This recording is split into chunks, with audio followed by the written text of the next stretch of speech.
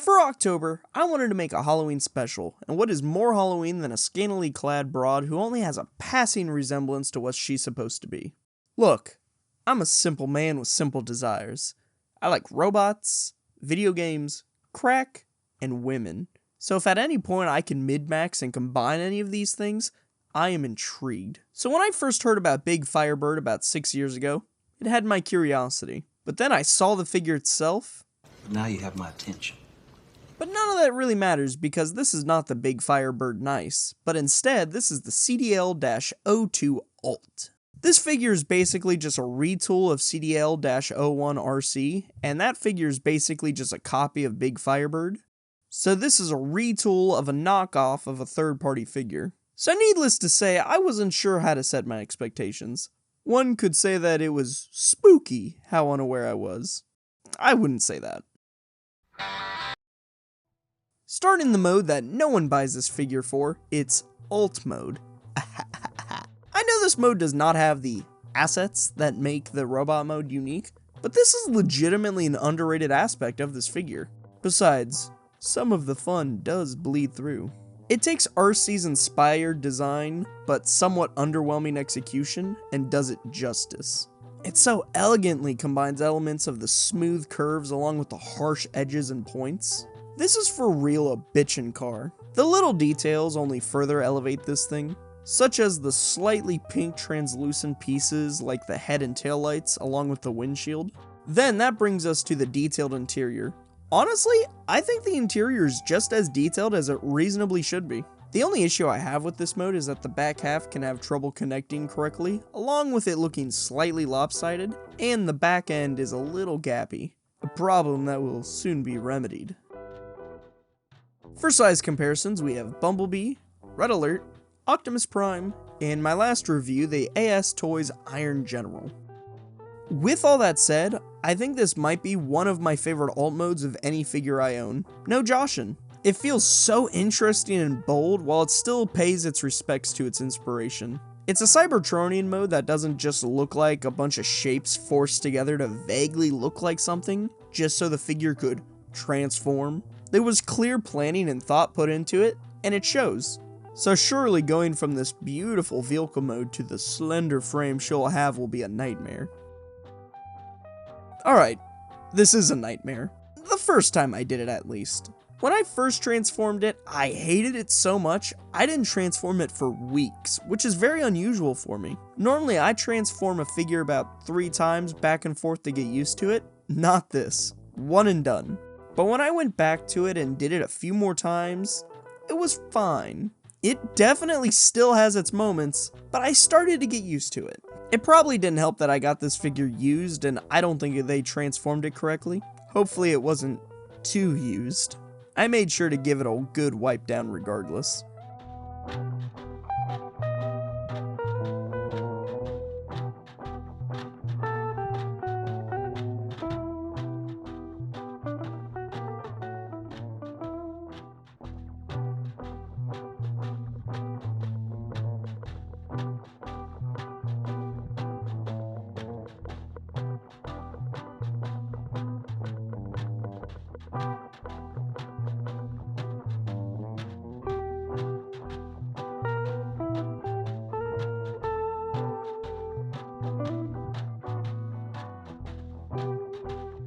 Another thing I want to note is that the instructions are a stapled booklet of the wrong figure. I mean, these figures are more or less the same, so it still works, but it's a little weird. This figure does what I thought impossible. It takes Optimus Prime's goofy-ass girlfriend and makes her look good. Granted, they did this by pretty much taking away all of her design elements, except the ones you have to keep, like the horns. But I can't be that upset if Transformers 1 did that too. Alright, now let's talk about the part of this figure people actually care about. Say what you will, this figure is bold and wears what it is on its sleeve. I can respect that. So few designers are willing to go full nuts to butts and commit to the vision this much, although this does have its downsides. For one, while I can respect committing to the design feels conflicted at times. It feels like 2 different people designed the limbs and the torso. The arms and legs hit that perfect balance of feminine yet mechanical. Like I could see these limbs being on a sexy Gundam. Now, using that same train of thought, could you imagine this torso being on a Gundam? Her bosom and rump are flawless, and let's not even mention her arc. But that's my problem. Look at her luscious thighs. Round for sure, but there are seams and it's not perfectly round. But okay, let's say I'm being too anal about the roundness of the torso.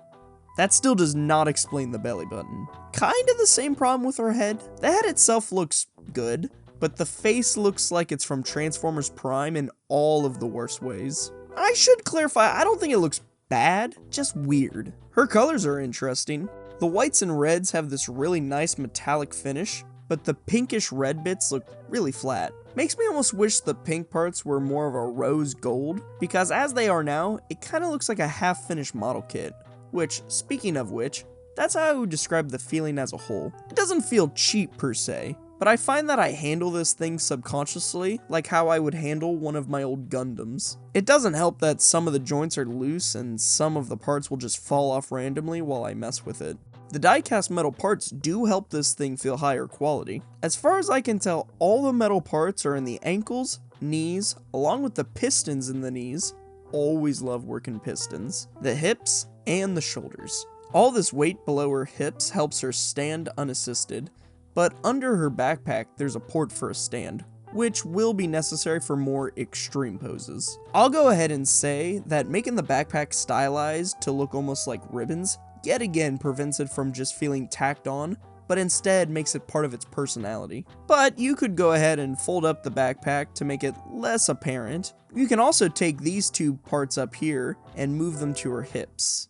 And while I like having the option, I don't really care for the look personally, and it feels so sketchy taking them off and putting them on, even with a hairdryer.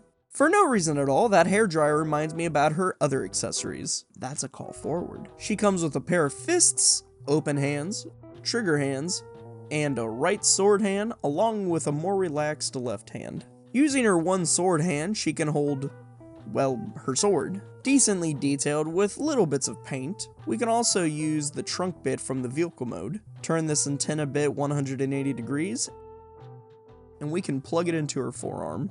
Simple, but it's hard to go with a robot with a sword. Moving on to either of her gun hands, we have 3 more accessories. First one's, to no one's surprise, her gun. More boring than the sword, but it works. That is if you can get it to fit in her hand.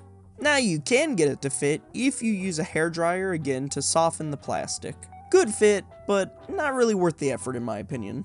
Next, we get this mysterious piece. To use it, we need to take off the top half of her backpack and spread it and attach this to the bottom. Then using the bottom of the trigger hand to hold that.